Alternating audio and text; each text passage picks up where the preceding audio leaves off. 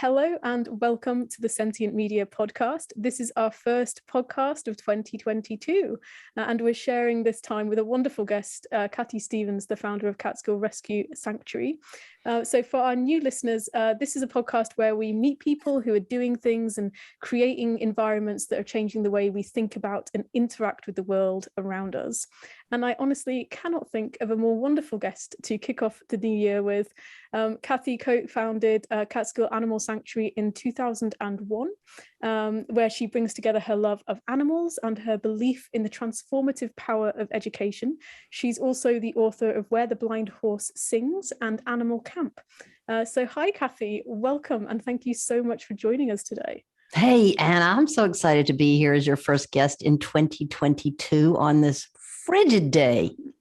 Yeah, we were just talking about that, and we've been hearing a lot about what's happening over there right now with the storm that you all are facing.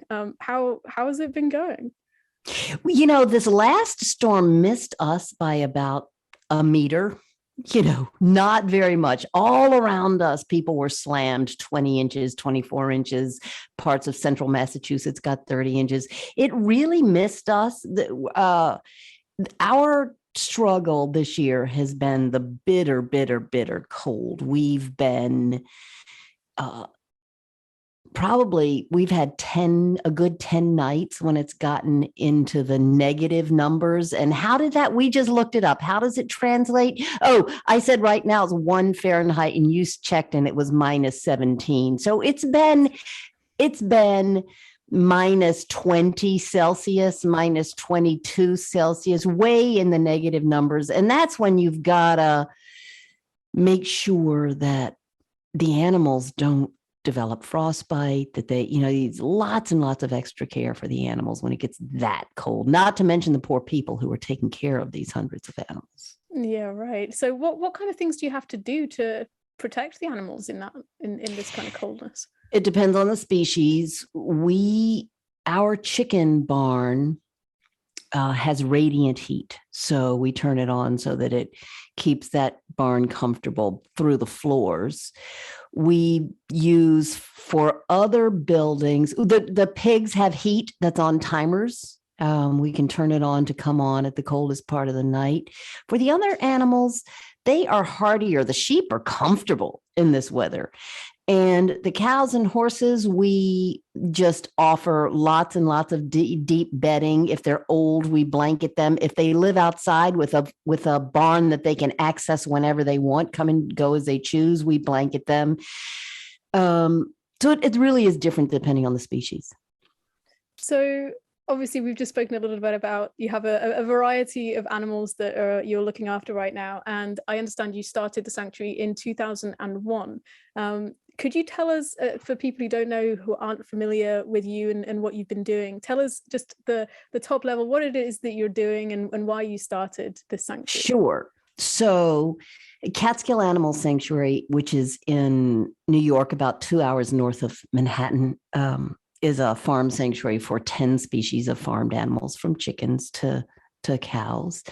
And we also have horses, which are farmed in a way that people don't typically think about it. But I had been, as a young girl, I grew up in the South, in Virginia, and my dad raised horses. Well, he was a thoroughbred breeder and trainer, but we always had lots of animals. I had goats that I used to sneak into the house. And so animals are in my DNA. I've had this deep love for animals my entire life, and the understanding that they are so much more than most humans realize. We know how like us our dogs are and our cats are, with their rich emotional lives and their individuality. We don't tend to want to know that about the animals we eat. But I've always known that because I lived with them. So I moved to Boston, became a high school English teacher, and a decade into that work was invited to become the principal of a new high school, but decided at that point to pivot and to combine my love for teaching and learning with my love for animals. And that was in 2000. And Catskill Animal Sanctuary was established in 2001. And 20 years later, good Lord, here we are. That's so amazing. It is incredible to think that it's been 20, this is your 21st year, right? I mean, yes, that's a massive milestone. So I'm curious, at what point did you start to change your attitude towards animals as food? Like, were you raised eating animal meat, or? Oh, good Lord, yes. We had cows and we named them, and my dad would joke that we were eating George, or we were eating Ed, or we were eating Peter, or whatever. And like most of humans, nobody's intending to harm animals when we eat. We just live in the culture we live in. And so interestingly, I didn't really think too much about it. And then in my 20s, I became vegetarian. And like so many people, went through a process over many years of reducing A and then reducing B and then reducing C. But it wasn't until right before I started Catskill Animal Sanctuary and saw some documentaries that highlighted the horrors of the dairy industry that I just said, okay, that's it. I'm done. I mean, thinking about dairy, about veganuary, and then the dairy industry's response, febudairy. We are speaking today on the 1st of Febudairy. I mean, at Sentient Media, we are going to be covering the dairy industry, the reality of what that looks like as an industry. But I'm curious, do you have any dairy cows in your rescue farm right now? And could you tell us a little bit about them and their characters? We do. We mostly actually have males from the dairy industry who were lucky enough to escape that fate. In one case, we have a couple little steers, not little now, named Calvin and Bernard, who were ferried off of a dairy industry and off a dairy farm after they had been separated from their moms and would not have made it. They were quite sick when they came here. But in general, we've had many, many, many dairy cows over the years. We now have probably close to 3,000 pounds. I'm not sure how many stones that is, but a lot. Oh, here goes the calculator. I'm getting my trusty friend out. So how many pounds did you say? 3,000. Okay, 3,000 pounds. So we do stone. Yes, I used to live there. Right. Oh, really? Yeah. For a couple of years. Where were you in the UK? I was in Bath. Bath, lovely. Bath. With the beautiful spas and the Roman bath things, yeah. Right? Yeah. Breathtaking place. Yeah, gorgeous. So 3,000 pounds is 1,360 kilograms, and in stone, it is 214 stone. That's massive. That's big. Yeah. He's is this one cow? One cow. He's 6 feet 4 inches tall at the shoulder. Wow. And he was bought at auction by he was a dairy cow, so he would have been veal, but bought at auction by a petting zoo, and came here shortly thereafter when a woman bought him to save his life. And cows in general, dairy or beef, cows in general are little understood animals. People think they are stupid. And lots of people will say, well, they just kind of stand there all day. Well, the expression still waters run deep describes cows. They are highly emotional animals who love their friends and bond easily and grieve in a way that will break your heart when they lose their beloveds, whether it's family or friends. We actually thought we had a sick cow. This my bovine best friend, the giant one I was telling you about, named Tucker, was in such grief when he lost his friend Caleb. And this was after a succession of losses, because he had a lot of friends who were significantly older than he was, that we thought he had cancer, because he separated himself from the herd, which is what cows do when they're sick, wasn't eating, wouldn't accept affection. And he was just grieving. He came out of it, but it took months. So that's who cows are, just, again, breathtakingly loving animals who will just lick your face until your face bleeds, because their tongue is a giant cat tongue. And to think what they endure, because so that we can have a product that really isn't, that we weren't designed to consume in the first place, is pretty tough. Yeah, I mean, it is interesting talking about grief. Unfortunately, I haven't had much experience on rescue, visiting rescue sanctuaries. We don't have many in the UK. I did visit one in California at the very start, just before COVID in 2020. And which one? It's the Hens of the Hills. So it's a small, nice. It's like a micro sanctuary. We visited Sweet Farm as well, which is a much bigger farm set up in California.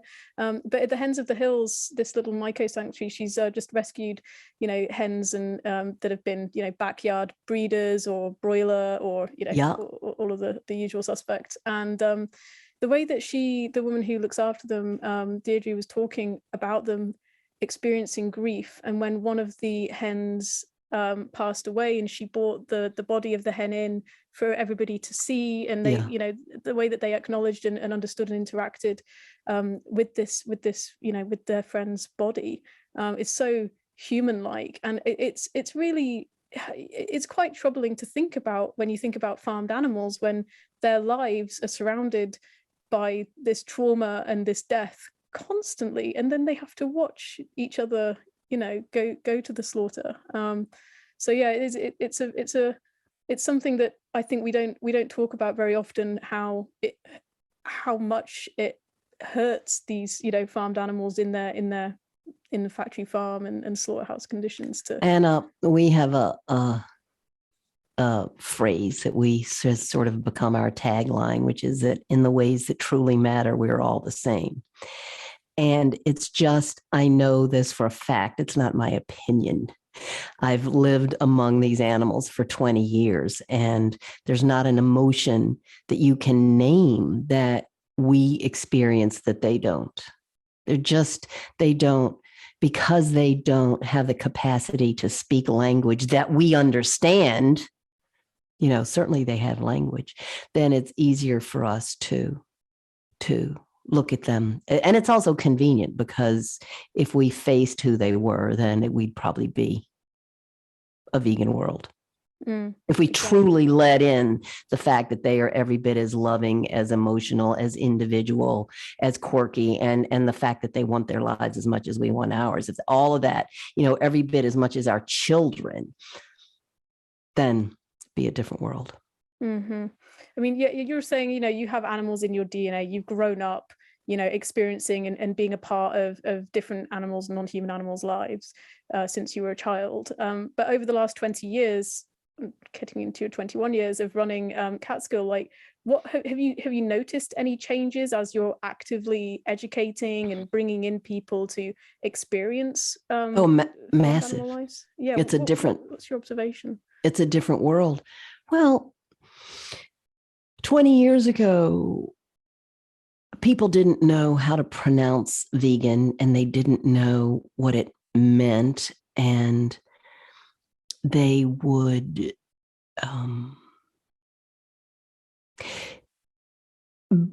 believe that it was extreme and about extreme deprivation, and that it was almost as if vegans 22 years ago were perceived as sort of a lunatic fringe. Not quite that, but almost.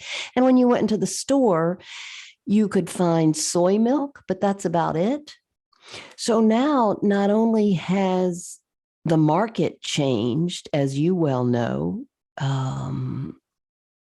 You can find cheese or milk that's every bit as tasty as anything from a cow, and certainly healthier. Also, all those new meats.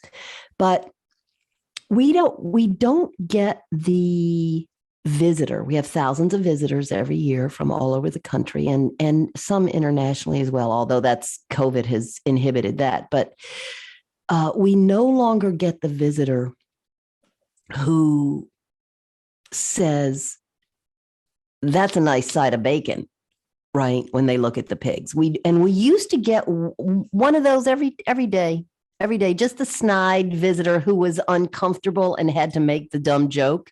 And now, at least, even when visitors are not vegan or even vegetarian, there's a different respect certainly among the progressive community who might identify as animal lovers, because that's who comes here. We attract animal lovers. There is a respect and a recognition that this is an aspirational lifestyle. So it's dramatically different than it was 21 years ago, whether or not we can make a shift rapidly enough that, because, in response to climate change, that's a tall order, but there's certainly a lot to be encouraged about. And I think it's important to note that it goes both ways as well. I think, the protests and the marches that used to be, dominated by vegans that are, saying shame on you, to meat eaters and even vegetarians. I think that the conversation has shifted between these groups, that it's more about supporting each other and having an open dialogue and trying to be free from judging people and letting everybody kind of go on their journey. And for a lot of people, going to a rescue sanctuary just will change everything, will change their lives. And I'm sure you've had visitors like that as well. Thousands. And so has every sanctuary that's been good sanctuary, that has been around for any length of time. My favorite story is of a man in his 30s. I had walked down the hill to the main barn, which is where our tours gather. And we locked eyes. He saw me and he ran up to me and he burst into tears. And he grabbed my forearms. This was before COVID. We could still touch people, grab my forearms, and tears streaming down his face. And he just said, I get it now. He had just finished a tour. I get it now. Tell me what to do. People don't expect for cows to lick their faces, for chickens to fall asleep in their laps, for pigs to come running when you call their names, for turkeys to lean over their shoulders to hug them. They don't expect that, and they become unglued in those moments, because those moments put the lie to all that cultural conditioning that we all grow up with. Powerful need in this world for good, responsibly run sanctuaries. Absolutely. That's such a beautiful story. And yeah, I wonder, you're talking about the cow who came from the petting zoo. Tucker, yes. Could you, for a lot of people don't know the difference between, a petting zoo and a farmed animal rescue sanctuary. Like, what is the difference in terms of how you interact with the animals and the lives that the animals are allowed to lead? Well, at the core of it, one is a profit enterprise and one isn't. So sanctuaries exist to serve animals. Animals are our raison d'etre, as opposed to the for-profit business whose job it is to make money from the animals. So that's the foundational difference. And from that, you can explain everything. But typically at petting zoos in the Northeast, where you can't be open in the winter, you're just not going to have the traffic. they will auction off. A lot of petting zoos have babies, lots and lots of babies, and they have them in very confined spaces so that they can't really move far away from people, so that you can go in, pay a fee. Your kids have the experience of interacting with a confined animal. But what very few people understand is at the end of that visiting season, that tourist season, those animals are auctioned off. And auction is literally a euphemism for slaughter, because there's just no demand for pet cows or pet pigs or pet chickens or pet fill in the blank. So they just cycle through, and the cute little baby that your daughter fell in love with in May is going to be dead in November. And that's one of the many things that's problematic with petting zoos.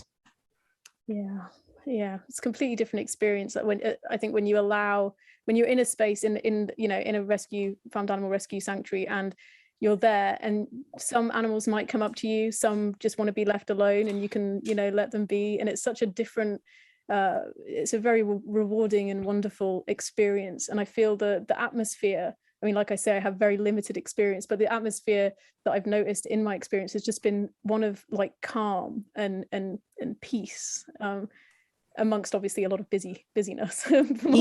People cry here a lot. And their comment is that they feel so much love and peace. And if you ever get back over here and have the opportunity to visit, or if anybody else who's listening is planning on a trip to New York, one of the things that distinguishes Catskill Animal Sanctuary is that we have a big group of animals that we call the underfoot family, and they are free roaming animals. And so you'll literally pull in the driveway and have a goat try to climb in your car, or a sheep run up and bury his head in your thighs because he wants to say hello. Or you'll see Russell the potbelly pig walking by on his way to the compost pile. So that's when you really, really see their individuality, because you'll see some of the sheep hang back, and you'll see some just run up and just look up and say, I love you. I don't know your name, but I love you, because they are so deeply soulful animals. And I can't remember what that's even in response to, but No, that's awesome. It's such a wonderful picture, just that feeling of the atmosphere. That's what you were describing. And yeah, I mean, that's just it's bliss. And one of your speciality, well, I'm calling it one of your speciality rescues, is blind horses. And you wrote about Buddy, right, in your book, Where the Blind Horse Sings. And I was wondering, for people who haven't read the book or who aren't familiar with this story, like, it just seems like such a huge thing, a huge undertaking to work with a blind horse, an animal who's naturally kind of scared of what's going on around, like, obviously their prey drive, etc. So I mean, how did your relationship with blind horses even begin? Well, it began with Buddy, this woman from a horse rescue that still exists today. It's a place called Equine Advocates, reached out to us when we had just been open for a few months, and said, it's a blind horse. His family loves him, but they cannot cope with his blindness. And he's in a very irregular paddock, barbed wire paddock. So he's cutting himself. And she said, would you take him? Well, I didn't know blind horses, but I sure did know horses. And I figured he would show us what he needed. And I'll never forget the day he came to us. I got on the trailer, and he was shaking so violently, He's so terrified. And it took to get him maybe 40 feet to the barn. It took probably an hour when he was just taking a tiny step at a time. And I had a bowl of grain that I had in front of his nose, and he'd reach for it and take a little bite, and then I'd back up an inch. Well, within a week, so I started taking him for walks, long walks every day, walking through the woods just to build his confidence. And within a week, probably just a few days, he wanted to run. Well, now, I'm sorry, I'm not a world-class marathoner. I could jog along with him, but I couldn't sprint. I'm not a horse. So even though in general, we are not fans of horseback riding, which is a whole other topic. Certainly not for competition, for right. I had to ride him because he wanted to gallop. And one of the most memorable moments of my life was when the first day, when I first started riding him, I just take him in circles in a field a little bit. But he wanted to gallop. Like everything in him wanted to gallop. And so the first day I took him out to this massive field, he started to trot, and then he started to canter, and then he started to gallop, and he was running as fast as he could because he trusted me to keep him safe. And when he was ready to stop, when he was winded, he stopped running. And then he stopped and he blew out his breath like, and then he went like this huge whinny. And I felt like he was saying, I'm free. And it was a moment I will never forget. And he was with us for 7 years. And that relationship taught me so much about paying attention to each individual and how not treating them all the same. And in the same way that in a classroom, as a teacher, you have to respond sort of individually to your students. So that relationship was one of many that changed my life. And since then, we've welcomed 9 other blind horses, including one we just rescued, who happens to be our 4th blind horse named Buddy. Go figure. There's a beautiful video of that people can find on our YouTube channel of working with him. And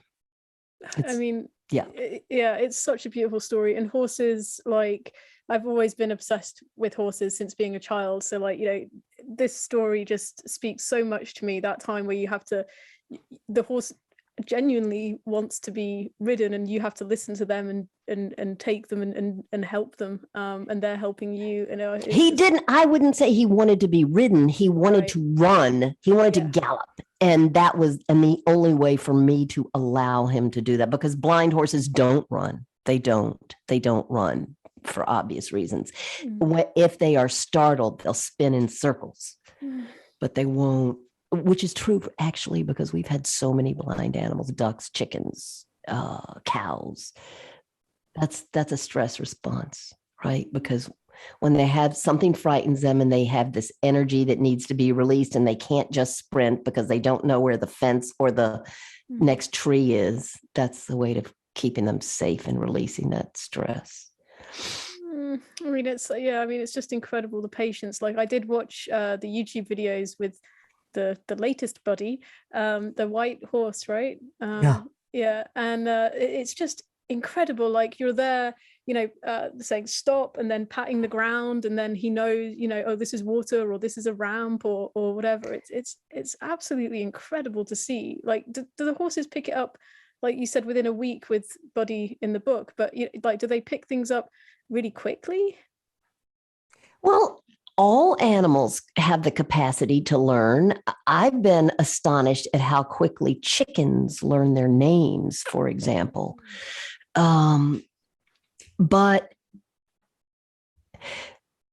it's very individual. Some have the capacity for of a stronger capacity for language and learn more quickly, but all of our blind horses learned stop, water, up, down, the basic things that they need to keep themselves safe. And then we do other things like put them in a very symmetrical field so that they can memorize it quickly. But it's a privilege to work with them and give them the kind of confidence that they've never had because of the circumstances that they've come from. And they live very, very, very happily. This newest buddy is a piece of work. He's a handful. I mean, he looks like a very, very good boy in the videos. But do the blind horses, like, do you have horses with sight there as well? Like, do they kind of learn from each other as well?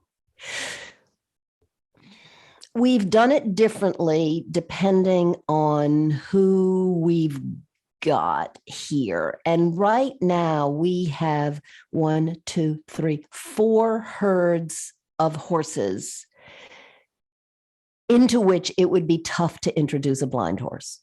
So we've had blind horses live with a guide horse. We also had a guide horse who we had a bell on him who was not interested in that role. And you'd put the bell on him, he'd instantly stop moving so that his blind pasture mate would have no clue where he was. So that didn't work.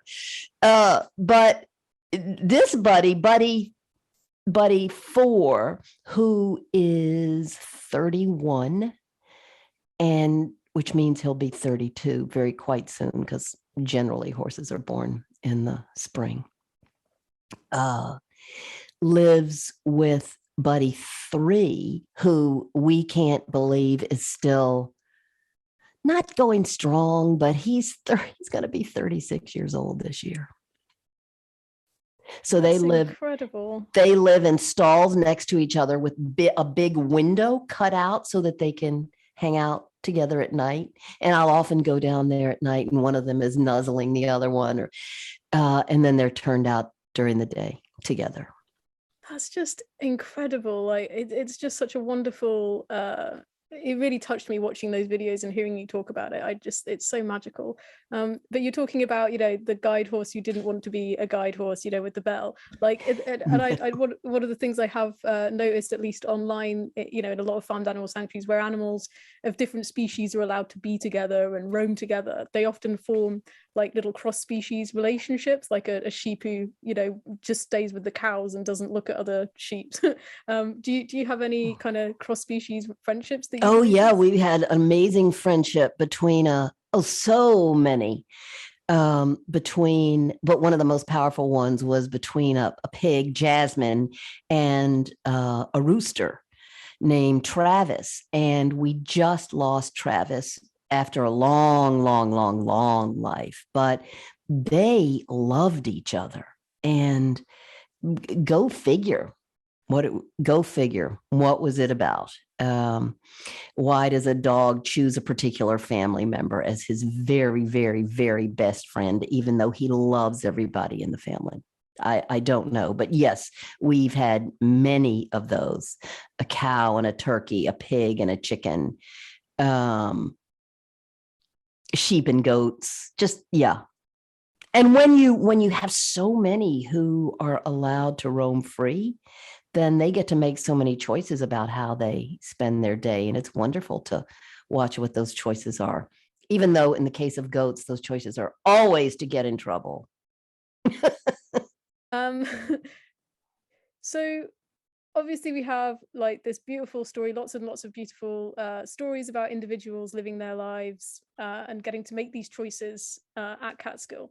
But what, like, in terms of thinking about a different future and a different approach to food, what do you think about the role, like what should the role of farmed animal sanctuaries be if we moved into a plant-based food system? Well, I think we are moving into a plant-based food system, but I think we're moving gradually. And if, this is so hypothetical and so massive, but and I never know how to answer this question because it's not going to happen tomorrow. It's going to happen gradually. And of course, all these animals exist because we breed them, we inseminate them, we capture and confine them, and then we produce billions more of them year upon year to feed us. So much of that, if you take away the demand, then you can see that those animals, you can almost see your way to the extinction of certain species over time. But there would be a vital role for sanctuaries because there'd be an urgent need for the placement of the ones who weren't going to be consumed. And even though sanctuaries are popping up every day, I feel like, I believe there should be a sanctuary in every region of the world so that everybody can go no more than an hour to get to one, to have those transformational experiences, because they do change people profoundly and permanently. So my hope, and I've certainly been involved in supporting a lot of new sanctuaries in whatever way we can with guidance, is that this sanctuary movement will continue to flourish and that we'll see more good sanctuaries supported by the organizations who, make us mind our P's and Q's, that we're doing it properly. But I certainly hope that as we move more plant-based, you'll see a rapid increase in the number of sanctuaries for these animals. Yeah, I mean, that would be incredible. And it would also be incredible if we took, the zoo, the essentially mandatory zoo visit off the curriculums and changed it to, you have to go visit a farmed animal rescue sanctuary instead, and interact and look at the land and look at the earth and look at the environment around us and how these animals live, instead of looking at lions and tigers in cages. Yeah, I totally agree. We had a visitor who, this was so sad to me. She came from the city and she left with a branch. A branch had fallen off a tree and she got back on the bus with the branch because she wanted something that represented nature in her house.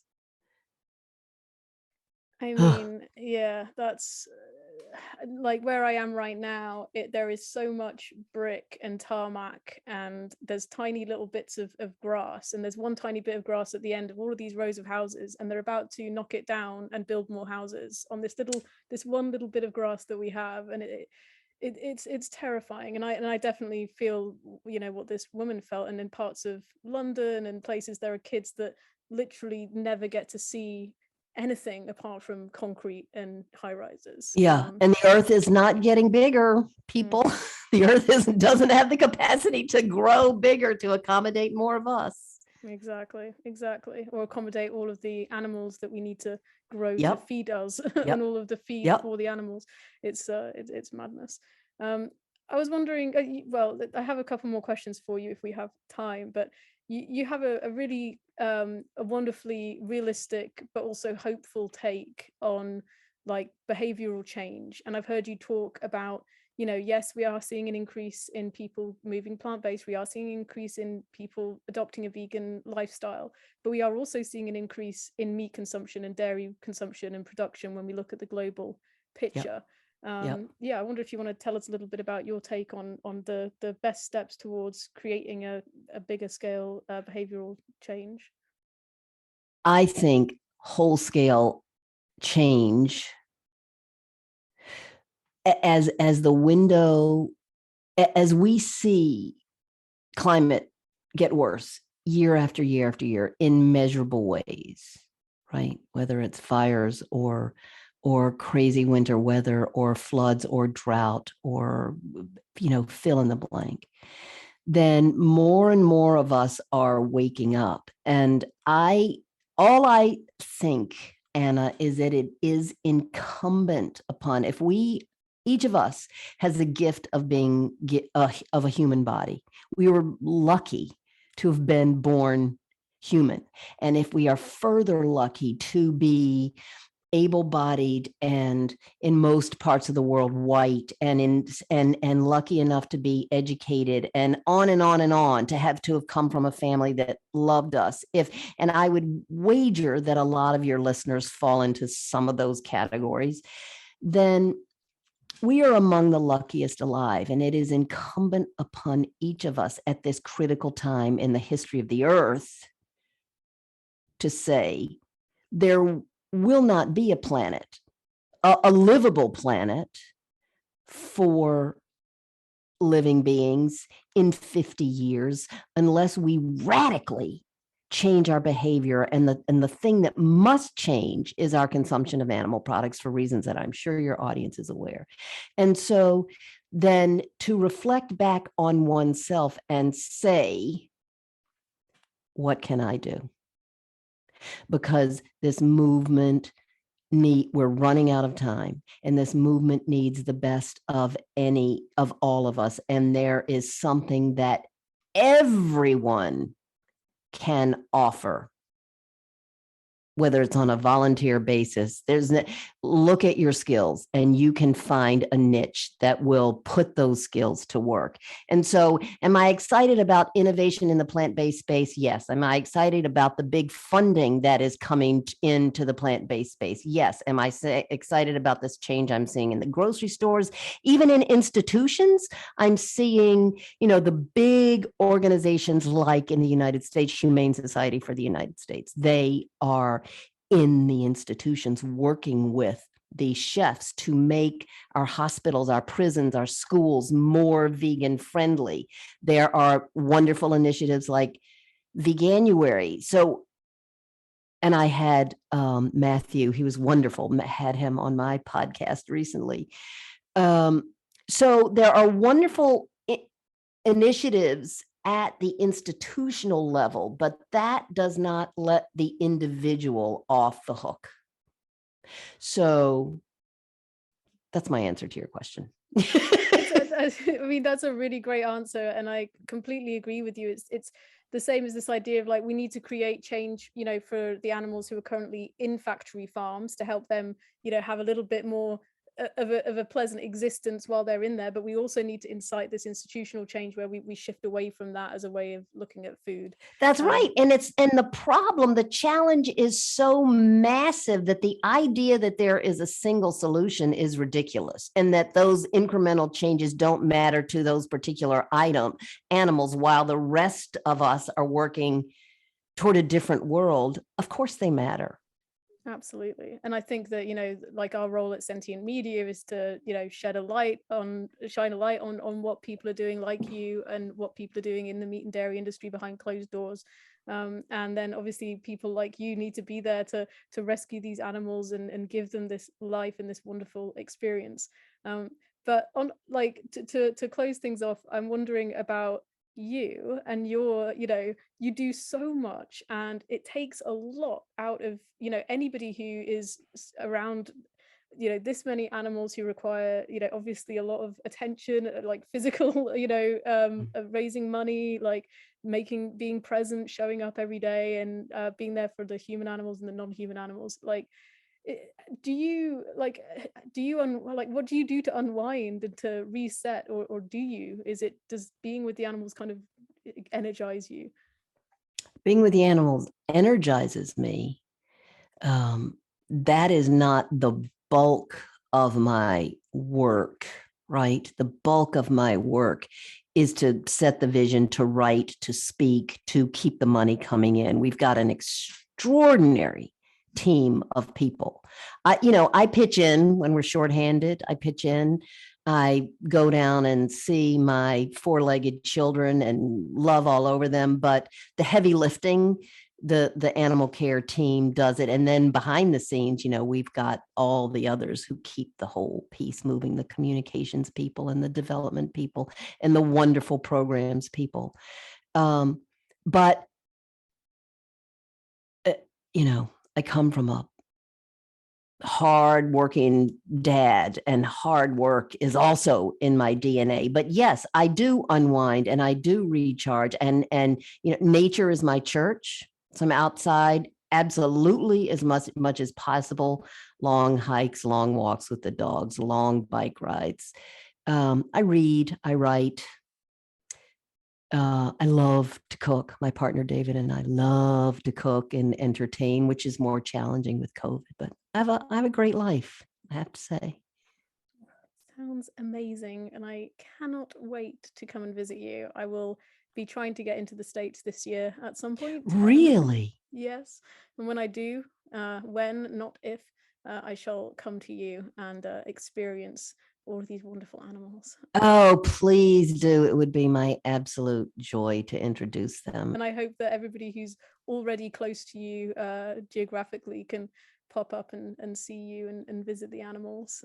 Yeah, we open in April on weekends and can't wait. And we're actually excited to offer later in the year. The head of our programs team is bilingual, and we're working toward offering Spanish-speaking tours as well.